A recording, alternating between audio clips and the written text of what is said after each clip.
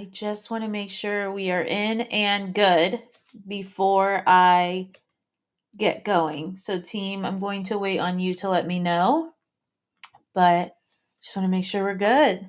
But if you're catching the replay, in case we are, hello, welcome, comment replay. And if you're on, say hello as well. And let me get the chat out.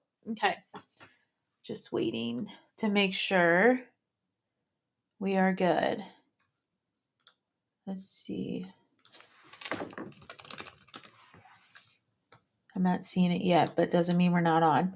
If you're on, though, say hello. Maybe that will help. At least I know I'm live. Okay. All right. It says I'm on. So we're going to go ahead and get going. Okay. All right. So welcome, welcome. We are talking the steps to getting into real estate investing, your blueprint for financial success. And I'm really excited to talk today. I just got off our pre-masterclass live and they are hype. So we are super excited to be here. But if you're on, go ahead and comment hello and where you're located. I love to get to know everyone who is watching. And just really excited to share today's topics because we're going into the new year. And I know it's still the beginning of December, but it's going to come fast. I mean, we're already 5 days in, and I feel like I just woke up on December 1st. So I know that this is going to go really, really fast. And I am doing all the things to make sure that we are prepped and ready to go for the new year because of that. So I just want to see, I'm not seeing anyone comment. So I just want to make sure that we're able to see things, but maybe it's just everyone's busy and off having fun and they'll watch this later. So I'm going to go ahead and get going as if we're fine and we'll go from there. Okay. All right. So it's time to make some moves in real estate. We're going into 2025. It's going to be a fantastic year as far as real estate is concerned. And we're going to really talk about the exact steps you need to take, whether you're wholesaling, whether you're doing rentals, whether you're doing flips. Now, we did give a PDF out at the beginning of this week on Tuesday. So if you did not get the PDF, comment PDF, and I will make sure that you get that PDF as well.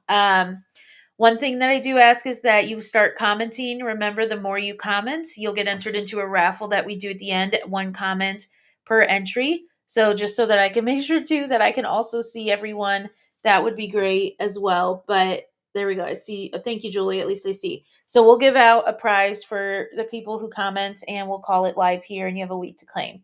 I'll try and remember to say that again near the end. Okay. So today I want to cover like key strategies. I want to give practical tips. I want to give you some exercises for each. Laura's not getting on today. She's doing something else instead. So I am very to the point. So if you need elaboration, please let me know. But we're going to talk about it. I'm really much of a no fluff. I just give you actionable advice that you can take.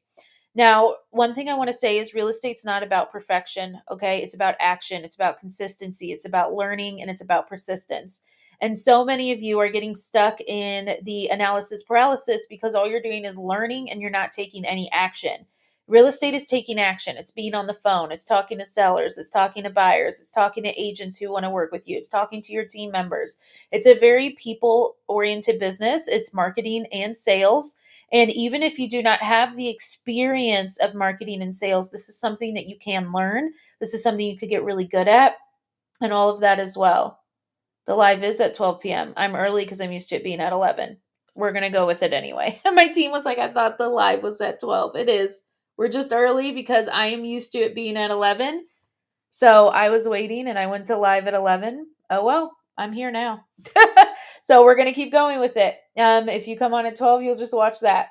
So there are three like main strategies to real estate investing. There's wholesaling, there's rentals, aka buy and hold, and there's fix and flip. Now, I solely wholesale. I've been doing it for 9 years. A lot of people are like, it's very weird. It's an anomaly to only stick to one.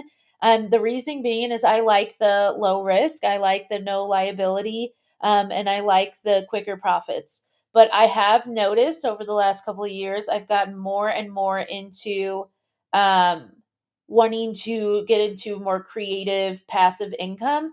And I'm going to start flipping with Laura this year. So, or in 2025. But It is what it is, and I've been wholesaling, and I've done it completely virtual over the last, 9 years, and it's really been a fun experience. I've learned a lot. I feel like my transition into rentals and flips is going to be a lot easier because of that, so I'm totally fine with it, and it's really, really exciting. Now, what is good about wholesaling is if you're new to getting into investing or you want to transfer over into investing, it's a really great place to start. It's very low risk. It gets you in the game. You will learn a lot. That's why I said that I can transition into rentals and flips pretty easy. I already know how to analyze deals for them because I do it for my buyers. I already know how to find the leads, right? I have a team that finds the leads. I already can get the leads. I have the capital that I've built from years of wholesaling and all of that. So it's really just something that I can do no matter what.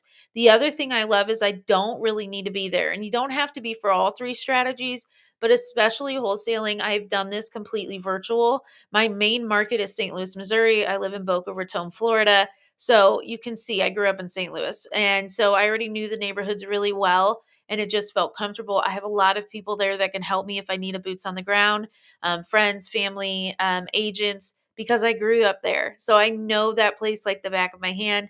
It's really funny. The places that I invest in now are the places like I used to run around as a teenager and all of that. So it's just really great. Now, with that being said, there are a few things you need to do. You have to choose an area that's good for wholesaling. You have to make sure people are paying cash for those in those areas, and you need to know what your buyers are paying, right? And looking for it. Um, because so many people get in and they analyze their deals and they analyze them wrong because they're not looking at what people are paying cash for in that area. So, for example, in Cape Coral, where I lived before, 50% or more were cash buyers, even though the homes were worth anywhere from three to $1 million, right? Depending on the home. The average home was anywhere from 3 to 1 million. It was a big jump. But they were paying cash and I knew, and you would look for what they were doing. St. Louis, where I invest, it's mostly multifamily. So single family doesn't do as well there. And they're paying it, I mean, it's shifted over the years, but anywhere from 100,000 to now it's getting up to like the 400,000s, depending on the area for their place. And so you really want to understand what's going on. So even if you're doing virtual, I tell people if you can like somehow virtually drive for dollars or to get there and drive for dollars yourself, understand the neighborhoods, what's going on, see what people are doing, see the new things getting built. Every time I go to St. Louis, I do a quick drive around to make sure as well. All right. So understanding that we do that anyway. So I want you to spend about 5 minutes writing down areas where you can find leads this week. Okay. Then you want to practice analyzing deals. What is the top of what people are asking for homes of similar value in that area, and then you have to work your way back. So we don't do the 70% rule. That's just not realistic anymore. People are still coaching that. That's not realistic when the homes are 400, 500,000.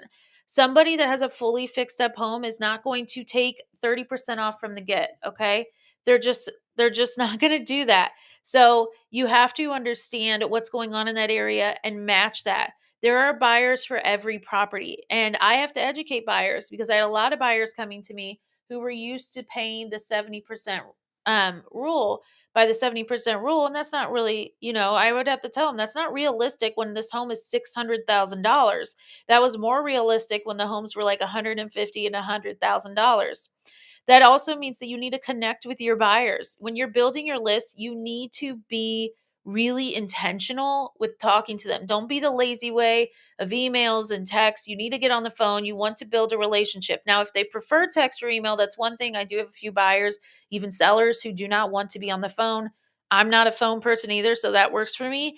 But in the beginning, when I was really building, I did 90% was getting on the phone, having conversations, because this is where my money is. It's in my buyers as a wholesaler. So understanding that and building relationships with them. When COVID hit, it was coaching them through how to make money, where people were thinking they should step out because that's what all the gurus were saying. We were saying, stay in. This is going to be the best time. And what happened? It became the best time. Real estate was flying off the market, right? People were buying like crazy. It created this frenzy where most people step back as the time you need to get in, right?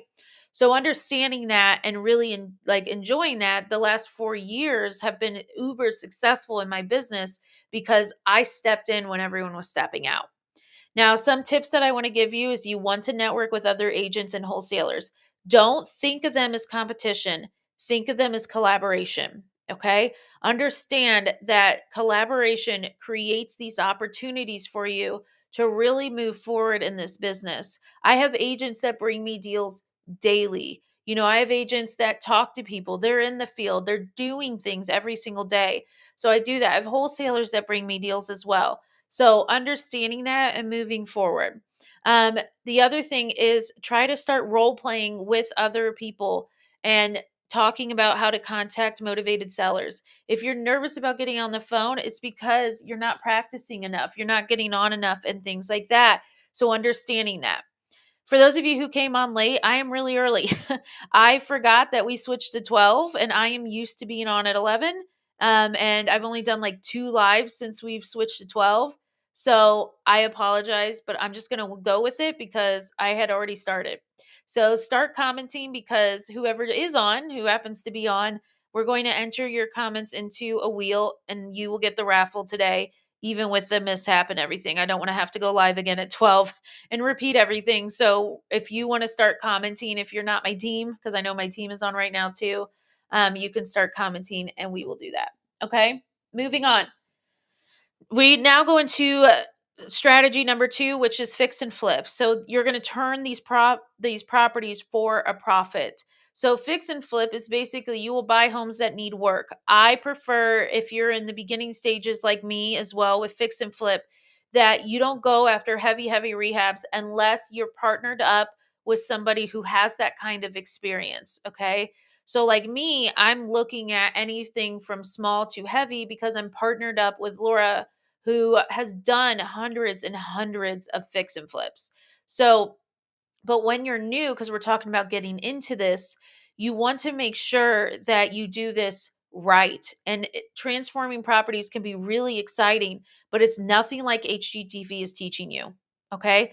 So make sure you're choosing the right property. Look for potential, look for distressed homes. It will really help you out. Make sure you budget and you tack on at least 10% to what you think the rehab is going to cost so that you and your holding costs, don't forget your holding costs of this, because then that will help you carry up for anything that might come up in the process of you investing, of you flipping, any market drops or things like that. One thing that's really, really important that like wholesalers get the luxury, like, yes, you want to be right on your numbers, but if not, it's not the end of the world. With fix and flip, you need to be correct on your numbers. You need to be able to forecast what's going to happen in that market in the next 3 to 6 months while you're trying to turn this over. You need to have the right crew in, right? You need to be able to execute these renovations and understand that like you have to match what's the norm for that area. For example, the norm here is like white marble floor, like marble countertops, very modern looking. Where in the Midwest, it's more like you could use colors on your walls. You don't have to do the millennial gray and the millennial beige or whatever they call it. And you don't have to do all that. Like we can sell homes that are really boldly colored with a lot of wood. That's normal for that area. So you need to know what's normal for that area, what's selling in that area, what does it look like, and rinse and repeat, and you will have better on your sales. Now, always remember that when you're rehabbing, to understand that this is an income of like return on income. This is not your personal taste. Okay. With so many of us get our emotions wrapped up into this that we forget that we need to remember this isn't going to be our house. So taking your emotions out, because I see so many people who will put top of the line stuff and then not make as much money because they're struggling, right? So understanding that and making sure that you're paying attention to that and focusing on what will sell in that area and not worrying so much about getting the top of the line things. Okay. All right, ladies, make sure you're commenting. I don't see anyone commenting, so I want to make sure because if not, I just want to announce the raffle for the week because no one's commenting to win it. Okay, moving on. So I would love to know what you would do to renovate for maximum value. Now, if you're wondering what I'm doing, I'm following the PDF that we gave out on Tuesday. So if you need the PDF, comment PDF. It's way more detailed than kind of what I'm doing, but I'm following that guideline so that we stay on track. Now we go into rentals. I have looked in a lot of rentals, and that is something that I'm like ready to do. When I started looking, it was 2020, and I'm not going to lie, that wasn't the time. I was not going to get into rentals with everything going on. That's just not something that I wanted to do with people not paying. There's a liability to that. So I was telling Laura, I was like, I want to wait a couple of years. I want to build my savings as far as like really making sure that I could pay cash and all of that, so that if something were to happen like that, I am set up and things like that. Also, make sure that your state is landlord friendly, not tenant friendly, meaning that if they're landlord friendly, have you're able to evict if needed a lot quicker. They're not living in your house rent free forever and things like that. So it was funny today. I was driving to an appointment I had this morning, and the song from Rihanna, "Bitch Better Have My Money," came on. And Laura used to dedicate that to me. She said, "You would be the perfect landlord because you do not play about it." She was more of a passive landlord. People would say their checks are in the mail, things like that. I'm more of like the landlords here, where you have 3 days to pay or you're evicted, right? So I'm more of that kind of person. I'm not going to play with that. You have to figure out, do you have the personality of being a landlord and stuff like that? Can you handle dealing with tenants, dealing with, turnovers and stuff like that? That's something that's going to happen. But this long term wealth of rentals is built on your consistent rental income, being smart with your property choices, and all of that. So you want to really understand and make sure you cash flow. A lot of people buy for appreciation. Don't do that. Don't buy for appreciation. I've seen so many people have bought for appreciation, and then the market crashes, and it takes 10 plus years to get the appreciation. You want to buy on what are you cash flowing? Okay? So depending on the property, you want a minimum of $250 cash flow after all expenses, after everything is paid, what's going in your pocket, if you have property management, all of that, what's going to go into your pocket. That's really, really important to understand. So if I'm not going to cash flow on like, and I do 250 if it's like 4 families, okay? Because we're residential coaches. So anywhere from 0 to 4, we would do 250 on 4. If it's like a single family, I'm wanting at least 400 to 500 minimum. Then I'm also looking at how long will it take for me to start getting paid back for the money I'm putting in. I want about 10 years max where I start doing that. And then I wholesale. My goal is now to take the money from wholesaling, and I have a huge savings meant for rentals. But after that, to continue to wholesale to pay off the rentals so that by the time that I'm ready to retire, my homes are owned free and clear. Right? Now, if you would have asked me before 2020, I could have bought a lot more. So, yeah, there is a part of me that wishes I would have started sooner. I could have bought a lot more for a lot cheaper then than I would now, but that doesn't matter. You can gain private money, you can do creative financing strategies to get into this and all of that. So, if you're wanting that PDF, comment PDF, because right now, we only have one person commenting, and at this rate, she's also going to be the raffle winner because she's the only one commenting. So I don't even need to spin a wheel. So I want you to do that. Crunch the numbers. Really ensure that there is cash flow there. I'm going to say this over and over because I was just talking to someone else that's like, I've been told that I should go off of appreciation.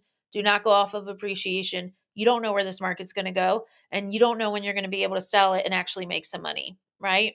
So understand that it should be over cash flow. I am not going to put myself and buy a property off of appreciation that isn't currently cash flowing. It's not worth the stress. All right. Then you want to also make sure that you have simple systems to save time. One of my students was posting that she's using Rent Ready. She says it's been amazing, making sure that you're able to get a correct rent. Maybe you have to put a little bit of updates in to bring it up to a standard rental, which is fine. But you want to have that. You want to make sure you do really clear background checks, get referrals and stuff like that. I've seen so many people's homes destroyed. I've seen Laura's rentals destroyed by renters and stuff like that. So you really want to make sure that you're doing the best. I will tell you that the more you can charge, the better the renter that's in that property. So I would like for you to create your ideal buy and hold scenario. How much would you like to make? Now you have to reverse engineer it. So if you're only making $250 per door, how how many times will you have to do that, right? So how many times, how many properties do you have to end or do to have that scenario? So like let's say if you want to make $1,000 a month, how many properties do you have to own at a 250 cash flow? That would be 4. Okay? So understanding that as well. All right? Okay, I'm talking to my team real quick. So, understanding that. The last is your key to success is your mindset, okay? You have to really understand that 90% of your success in this business is going to come from reframing what you're telling yourself, what's going on in between your ears inside and all of that. So if you're thinking what if I fail, what can I learn if this were to happen? What's going to happen, right? And understanding that. I work with a lot of women. We do weekly mindset calls, and it's all coming down to what they are saying to themselves, what they're thinking, all of that. Team, please pay attention in the slacks ASAP. Um, Other than that, it's visualizing. Close your eyes. Imagine your first deal. Imagine what it's like to have your first check, to have freedom and all of that. Things like that is really, really important as well.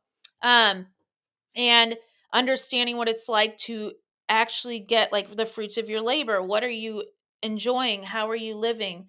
Things like that. So this is really, really important. I tell my ladies, what are you going to do with your first check? When one of my ladies closed a check for like over 70,000, what was that like for them? What could they do with that money? Things like that.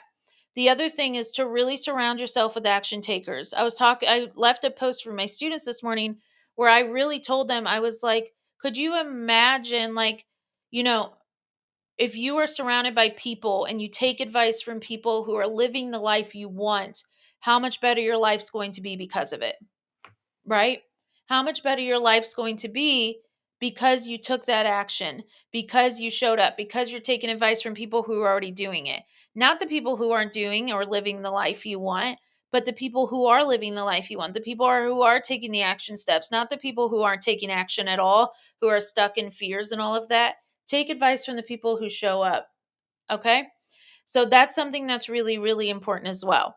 Now, leading on to that is that we have, if you're wanting to learn more of the basic steps, if you're wanting to learn details, how do I choose the right area? How do I run these numbers and make sure that I have 250 cash flow? How do I ensure in wholesaling that I can find motivated seller leads that will give me properties at a discount, and also make my profit? Things like that. If you want to know how to do that, next week, I'm doing a 5-day masterclass. I just got off the pre-masterclass live, okay? So next week, I am doing a 5-day masterclass where you can come in. You're going to learn how to choose the area. I'm going to share my screen, show you how to do it. You're going to learn how to wholesale virtually. You're going to learn how to do rentals, how to get private money for creative financing, anything like that. You're going to learn how to fix and flip. You're going to learn how to run the numbers, which is so important. You're going to learn the important contingencies you need on your contracts. We're going to give you our exact contingencies that we use. You're going to learn how to do this virtual. You're going to learn how to automate this, and you're going to be able to ask questions throughout the entire time. So if you would like to do that, then coming up on Monday it's only $7 for all week, and you get to spend the week with us, go over go over all of this and be able to get coaching like the students do. All right? It's 1 week that we do this. This is great if you're ready to get going. This is great if you're already in and you want to scale. Maybe you need to clean up some foundational issues. Maybe you don't know how to scale, you don't know how to delegate it out, stuff like that. So this will be the time for that. Okay? So, I am super excited. I hope I get to see you. I hope today was in again. I'm sorry. The time I was just thinking I need to be on at 11 and I forgot we switched it to 12, and you're the one that's pretty good about schedules. So, oh well, nothing I can do about it now. Now, we did have one person commenting, so I am going to go ahead and give the raffle to her. No one else was commenting, so I can't like spin the wheel or anything like that for the people that commented the most. So, this is our raffle here. Okay, let me like make it bigger. Okay. So this is our raffle here, and what it is, it's a desk diffuser, motivational sticky notes, and it also has a mobile desk organizer so that you're able to do this from anywhere. Since I believe in the virtual aspect of things. Tammy Roach, you are our winner. You're the only one who commented. So I'm going to go ahead and give it to you. Thank you for commenting. And all you have to do is email in within the week to claim from questions@realestateinvestingwomen.com and go ahead and we'll get it out to you as well. But you have 1 week to claim it. Make sure you send us your address so we can get it to you. I hope today was super informational. I hope to see you on the masterclass next week. I will still be going live next week at 12. Okay, I will remember 12 moving forward. And I hope you all have a wonderful